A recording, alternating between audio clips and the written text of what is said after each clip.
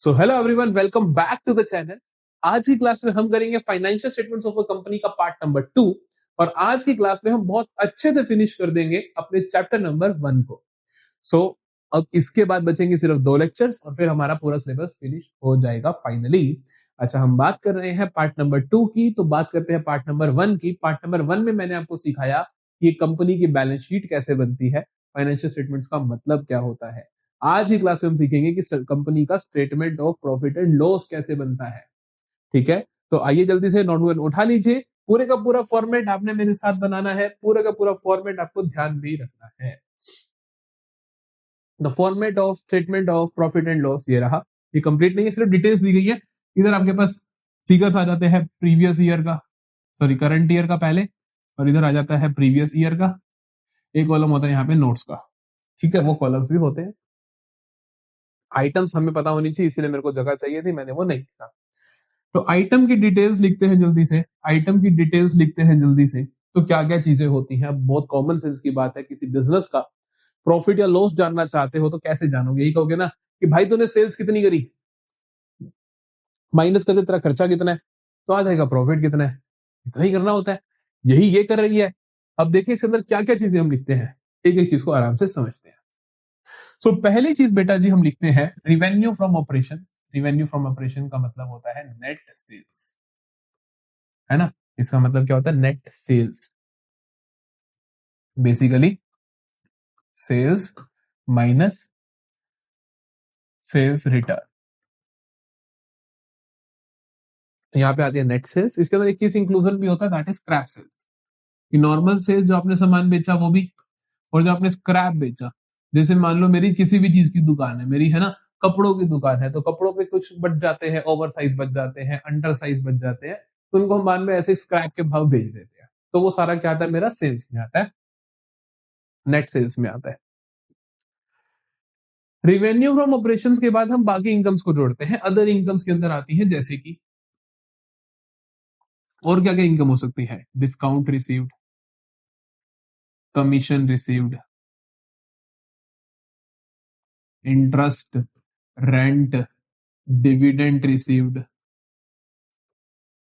बहुत ब्ला ब्ला जो भी इनकम हो सकती है। और सारी की सारी आप यहाँ लिख दो कि gain on sale of machinery, अपना क्या कहते हैं, इंश्योरेंस क्लेम रिसीव्ड, जो भी होता है यहाँ लिख दो। ये लिखने के बाद आपके पास आ जाता है टोटल इनकम या टोटल रिवेन्यू, जो मर्जी बोलो। लिखा भी उसने 1+2, हमने कहा 1+2, ये आ गया 3। ये लिखने के बाद हमारा फर्ज बनता है कि टोटल इनकम पता चल गई। अब जो भी खर्चे हैं बिजनेस के वो हटा दो। खर्चों को इसी सीक्वेंस में लिखना होता है। एक्सपेंसेस में पहला मेन, देखो हम ऐसे लिखते हैं कि जो मेन खर्चे हैं वो लिखते चले जाते हैं। मेन खर्चे देखो, इसे सबसे पहले लिखा कॉस्ट ऑफ मटेरियल कंज्यूम। हम पहले लिखते हैं purchase of stock in trade. Purchase of stock in trade का मतलब क्या होता है बेटा? Purchase of stock in trade का मतलब होता है कि जो सामान मैं बेचता हूं उसका मैंने वो खरीदा कितना। फॉर एग्जाम्पल मेरी कपड़े की दुकान है, तो मैंने कितना कपड़े का माल खरीदा तभी बेचा होगा आगे। तो कितना खरीदा वो यहाँ पे लिखा। सपोज करो मैंने 50,000 के कपड़े खरीदे बेचने के लिए, तो यहाँ लिखूंगा purchases. Changes in inventory of finish stock, work in progress, stock in trade कहता है कि जो भी तुम्हारा सामान है, जैसे चाहे वर्क इन प्रोग्रेस है, जैसे मान लो मैंने धागा खरीद के कॉटन बना दी है, या स्टॉक इन ट्रेड है जो खरीद के बेच रहा हूँ, फिनिश गुड्स है जो मैंने खुद का माल तैयार कर दिया है, उनके चेंजेस भी हम लिखते हैं। चेंजेस में लिखते क्या है बेटा? Opening minus closing. बड़े प्यार से समझना। मान लो मैं कहता हूं कि साल की शुरुआत में मेरे पास 40,000 के क्लॉथ पड़े थे, ईयर एंड पे आते आते 25,000 के ही पड़े हैं क्लोजिंग स्टॉक, है ना। 25,000 क्लोजिंग है, 40 ओपनिंग था। तो इस साल का खर्चा कितना है? साल की शुरुआत में 40 का पड़ा था, 25 का पड़ा था, मतलब 15,000 के कपड़े जो थे वो तूने बेच दिए होंगे। तो वो जो 15,000 के कपड़े हैं वो क्या है? मेरे खर्चा है। नहीं समझे? कि साल की शुरुआत में 40,000 का माल पड़ा था, साल के एंड में 25,000 का पड़ा, तो इसका मतलब 15,000 का बेच दिया ना। तो ये 15,000 मेरी कॉस्ट ही तो हुई, मेरा खर्चा ही तो हुआ। तो इसलिए ओपनिंग माइनस क्लोजिंग करके हम निकालते हैं changes in inventory of finish goods, work in progress and stock in trade. बात कर रहे थे purchase of stock in trade, जितना आपने सामान खरीदा या आपने बेचा ही होगा इसमें से। इंप्लॉय बेनिफिट एक्सपेंस का मतलब होता है इंप्लॉइज के ऊपर जो भी खर्चे करे, जैसे salary, in cash, in kind, है ना, आपने कैश में दिया या काइंड में दिया, मतलब आपने उनको एम्प्लॉयज का कोई हेल्थ इंश्योरेंस करवा दिया, या आपने क्या करा, उनको कोई खाना लंच दे देते हो, वो सारी भी इसी के अंदर आते हैं। कोई बोनस दे रहे हो, कोई अदर बेनिफिट्स दे रहे हो। एक लीव एनकैशमेंट भी होता है कि लीव एनकैशमेंट का मतलब होता है छुट्टी मतलब उसके पैसे ले लेना। कि मैंने अपने स्कूल में बोला अपने टीचर्स को कि भैया अगर आप महीने की 2 छुट्टी तुम्हें हम दे रहे हैं, अगर तुम वो 2 छुट्टी नहीं लेते हो तो हम उनके पैसे एक्स्ट्रा देंगे सैलरी के अलावा, वो होता है लीव एनकैशमेंट। फाइनेंस कॉस्ट का मतलब होता है बेटा फाइनेंस अरेंज करते हुए जो खर्चे होते हैं, बोरोइंग कॉस्ट। बोरोइंग कॉस्ट का मतलब होता है एग्जांपल के तौर पे शेयर इशू एक्सपेंसेस, शेयर को इशू करने के लिए एक्सपेंस हुए। प्रिलिमिनरी एक्सपेंसेस,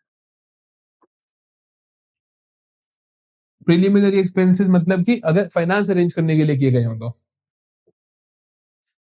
कोई और खर्चे, जैसे कि कई बार ऑडिटर को फीस देनी पड़ती है कि अगर आईपीओ लॉन्च करना है कंपनी को तो अपने ऑडिटर को बिठाना पड़ता है, उसको पैसे देने पड़ते हैं। कोई कुछ भी तरीके का खर्चा है फाइनेंस से रिलेटेड, मेजरली इंटरेस्ट पेमेंट्स, वो रही गया कि इंटरेस्ट पेमेंट करते हो अपने फाइनेंस को आप डिवेंचर्स को, तो वो सारी चीजें आपकी फाइनेंस कॉस्ट में आ जाती है। ठीक है, डेप्रिसिएशन अमोर्टाइजेशन को अच्छे से समझते हो आप कि कोई फिक्स्ड एसेट की वैल्यू में कम होना, डेप्रिसिएशन, इनटेंजिबल एसेट की वैल्यू में कम होना, अमोर्टाइजेशन। अदर एक्सपेंसेस और जो भी बच गए, और जो भी बच गए जैसे पोस्टेज बच गया, है ना, स्टेशनरी बच गया, है ना, इंश्योरेंस का प्रीमियम बच गया, ऐसे जो भी खर्चे आपके मन में आते हैं सारे लिख सकते हो। लाइटिंग का, रेंट का, रिपेयर का, इलेक्ट्रिसिटी का, जो भी रह गया वो सब आप यहाँ पे लिख सकते हो अदर एक्सपेंसेस। ठीक है, एक चीज रह गई थी cost of material consume.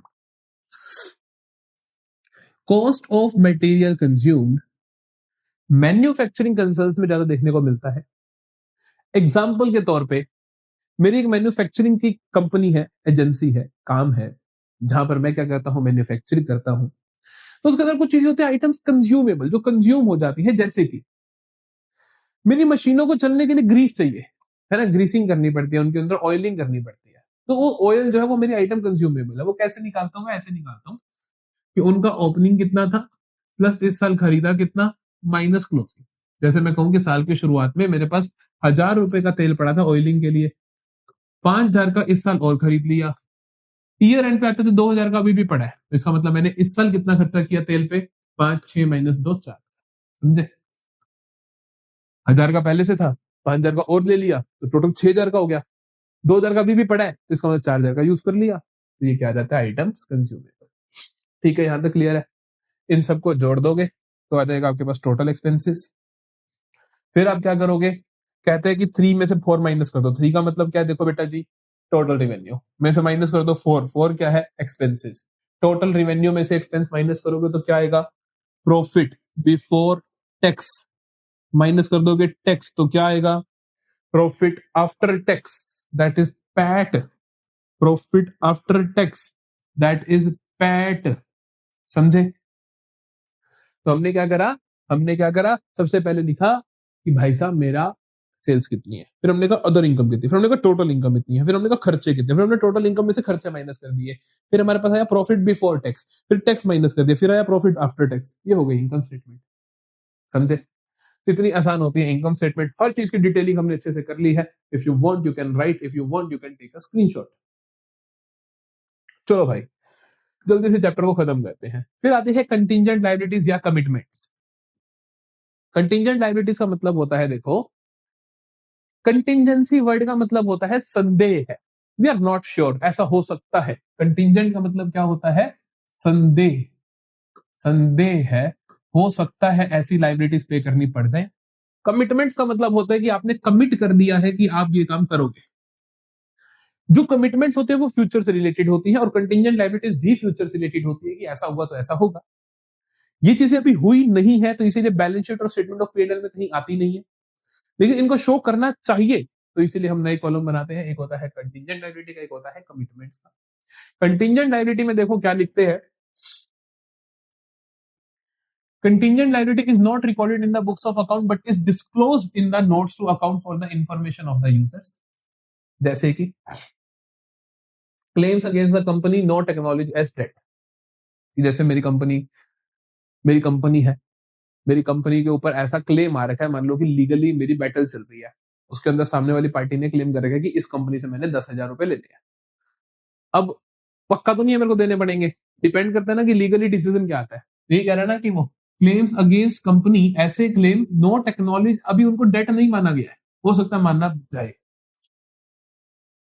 Bills receivable discounted from bank, जैसे हम बिल्स को डिस्काउंट करवा लेते हैं बैंक से, या आपने मेरे को बीआर दिया, 3 महीने बाद कैश करवा सकता हूं मैं, लेकिन मेरे को आज ही पैसा चाहिए था, मैं बैंक के पास गया, बैंक ने डिस्काउंट करके मेरे को दे दिया, पैसे दे दिए। अब हो सकता है कल को आप पेमेंट ना दो तो बैंक मेरे से मांगेगा, तो ये मेरी कंटिजेंट लायबिलिटी है। प्रपोज डिविडेंड करंट ईयर, इस साल जो डिविडेंड मैंने कहा कि मैं दूंगा, देना तो अगले साल है, तो मेरी क्या होगी, कंटिजेंट लायबिलिटी हो गई। अदर क्लेम जिसके लिए कंपनी इज कंटिजेंटली लायबल, कि कोई भी ऐसा क्लेम जिसके लिए हो सकता है कंपनी को लायबल होना। कमिटमेंट का मतलब होता है कि कंपनी कमिट कर चुकी है कि ये सारे काम तो वो करेगी ही करेगी। Means financial commitment due to activities agreed to by the company to be undertaken by it in the future, के फ्यूचर में काम करेगी। इसके अंदर क्या क्या आता है देखो, estimated amount of contracts remaining to be executed on capital account and not provided for. हमारा मेरी कंपनी है वो ना सड़कों का टेंडर लेती है, सड़कें बनाने का, अब 2 महीने में तो बन नहीं जाएगी, मान लो उसमें लगना 1.5 साल। खाते हर साल बनाऊंगा, तो जब 1 साल के खाते बना दूं उसके बाद में लिखूंगा कि अभी मेरा यहाँ पे मोटा खर्चा होना रहता है, मेरी कमिटमेंट्स है बड़ी, तो that is my commitment. Uncalled liability on shares and other investments partly paid up. हम मान लो कंपनी ने किसी कंपनी के शेयर खरीद रखे हैं, मान लो मैंने, विद्यम ने किसी दूसरी कंपनी के शेयर्स खरीद रखे हैं, और अभी उन्होंने पूरा पैसा कॉल नहीं करा है ना, कि उन्होंने सिर्फ एप्लीकेशन मांगी, अलॉटमेंट मांगी, फर्स्ट कॉल मांगी ही नहीं, लेकिन मैं तो कमिट कर चुका हूं ना कि मैंने आपके पास शेयर्स देना है, तभी मैंने एप्लीकेशन भी दे दिया, अलॉटमेंट भी दे दिया। तो कॉल का पैसा देना मेरी क्या है, कमिटमेंट का पार्ट है। तो कहते हैं कि अनकॉल्ड लायबिलिटी ऑन शेयर्स, कि जो उन्होंने अभी तक मांगा नहीं है। अदर कमिटमेंट्स, और भी कोई कमिटमेंट हो सकती है। मोटे मोटे तौर पे ये चैप्टर मेरा फिनिश हो चुका है। आगे कुछ चीजें हैं छोटी छोटी छोटी छोटी, जल्दी से सुन लो, समझ आ जाएंगी। पहली चीज कहता है कि ऑब्जेक्टिव्स क्या है फाइनेंशियल स्टेटमेंट के। भाई साहब ऑब्जेक्टिव कभी भी लिखने हो, बेनिफिट्स कभी भी लिखने हो, फीचर्स कभी भी लिखने हो, तो लिख देना पहला financial position, financial performance, accounting standards, 3 चीजें जरूर लिख देना। ऑब्जेक्टिव्स क्या है, पहला ऑब्जेक्टिव है फाइनेंशियल परफॉर्मेंस बताना, दूसरा ऑब्जेक्टिव क्या है, फाइनेंशियल पोजीशन बताना, तीसरा ऑब्जेक्टिव क्या है, अकाउंटिंग स्टैंडर्ड्स को फॉलो करना और एक यूनिफाइड मैनर में अपने रिजल्ट्स को शेयर करना। बाकी जो ये कहे वो लिख देना, है ना। बाकी में आप जो मर्जी लिख सकते हो, मैनेजमेंट की हेल्प करना, यूजर्स की हेल्प करना, गवर्नमेंट की हेल्प करना कि गवर्नमेंट सही से टैक्सेस ले सके, ब्ला ब्ला ब्ला, जो मर्जी लिख देना, पहले 3 ही होने चाहिए। ठीक है, अगला देखो, कहते यूजर्स कौन है भैया, यूजर 11th क्लास में पढ़ते थे हम। इंटरनल यूजर्स के अंदर आता है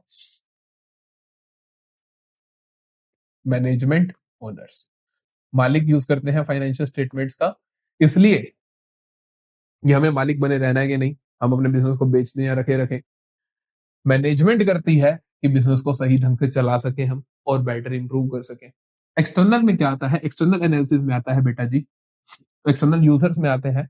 कौन कौन एक्सटर्नली यूज करता है, जैसे जनरल पब्लिक, वो देखने के लिए कि ये पब्लिक के लिए सही काम कर रही है कि नहीं, गवर्नमेंट टैक्सेस कलेक्ट करने के लिए, मीडिया हाउसेस रिपोर्ट्स पब्लिश करने के लिए, रिसर्चर्स रिपोर्ट्स पब्लिश करने के लिए, बैंक्स लोन देने के लिए, क्रेडिटर्स चेक करने के लिए कि आपकी क्रेडिटेबिलिटी कितनी है कि हम आपको उधार पे सामान बेचे या ना बेचे। इस तरीके से आप लिख सकते हो। फिर आता है हमारे पास limitations of financial statements. Limitations भी बहुत है, देखो कुछ कुछ लिमिटेशन, तो पहली लिमिटेशन आपको लिखनी चाहिए हर जगह, विंडो ड्रेसिंग। ये जो अकाउंटिंग स्टेटमेंट्स होती हैं वो विंडो ड्रेसिंग करती है, होता कुछ और है दिखाते कुछ और है, मैनिपुलेट करते हैं, मैनिपुलेट करते हैं, क्योंकि इसमें बायसनेस होने की बात होती है। दूसरी प्रॉब्लम आप लिखोगे, जनरली क्वालिटेटिव नेचर की आइटम्स को ये नहीं पकड़ पाते हैं, क्वालिटेटिव आइटम कितनी ही इंपॉर्टेंट क्यों ना हो, वो उस पर ध्यान नहीं दे पाते हैं। तीसरी चीज आप जरूर लिखोगे, इन्फ्लेशन। या प्राइस लेवल चेंजेस, कि प्राइस लेवल चेंजेस को कंसीडर नहीं करते। जनरली थ्योरी के क्वेश्चन आते नहीं आपके पास, 1 मार्कर आ सकता है, तो वहां से आपको ढूंढना पड़ेगा, कोई दिक्कत नहीं होगी। ठीक है। विंडो ड्रेसिंग का मतलब होता है मैनिपुलेट करना, है कुछ और दिखाते कुछ और हो, है बिजनेस के अंदर लॉसेस दिखा देते हो, प्रॉफिट्स मैनिपुलेट करके खातों को। क्वालिटेटिव नेचर, सिर्फ क्वालिटेटिव नेचर के आइटम्स को दिखा ही नहीं पाते हो, चाहे ये नहीं दिखा पाते हो कि इंप्लॉइज का मोरल कितना अच्छा है। प्राइस लेवल चेंजेस को कंसीडर नहीं कर पाता है अकाउंटेंसी। मान लो कि अकाउंटेंसी कहता है कि भैया 1 लाख रुपए कमाए हमने प्रॉफिट इस साल, अगले साल हमने कमाए 1,02,000 रुपए का प्रॉफिट। अकाउंटेंसी कहता है बहुत बढ़िया कर दिया, हमने तो ग्रोथ कर दी। लेकिन मार्केट में इन्फ्लेशन है 10% का, तो इन्फ्लेशन का मतलब महंगाई, जो चीज 1 लाख की आती थी वो 1,10,000 की आती है। मार्केट के इन्फ्लेशन के हिसाब से तो बेटा मेरा प्रॉफिट 1,10,000 होना चाहिए था, तब जाके वो सेम रहता, बढ़ता तब भी ना। मार्केट इन्फ्लेशन को समझ रहे हो आप?